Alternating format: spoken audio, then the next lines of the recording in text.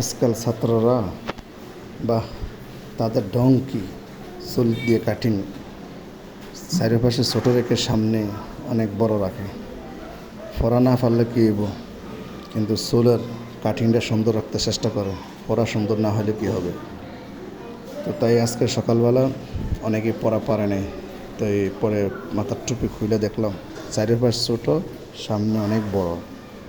তাই একটু সকলকে, যাদের চুল বড়, আজকে যত কালকে শুক্রবার আছে ও হিসাবে আজকে সামনের চুলগুলি কাটে দিছি, যত ভবিষ্যতে চুল সামনে যত বড় না রাখে।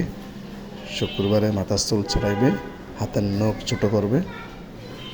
এই মিলিয়ে একটা যদি শাসন থাকে, আসলে এটা শাসন না, বাচ্চাদেরকে একটা শিক্ষা যে তোমরা চুল বড় রাখো না, আদর্শ শিখো। কারণ চুল বড় রাখাটা যে আদর্শ মানে এরকম না। তবে তোমরা ছাত্র মানুষ, তোমাদের মাথা কোরআন শরীফ তেলাওয়াত করলে মাথা গরম হয়ে যায়। সেই জায়গায় যদি চুল বড় রাখো তো মাথা তো আরও গরম হইব।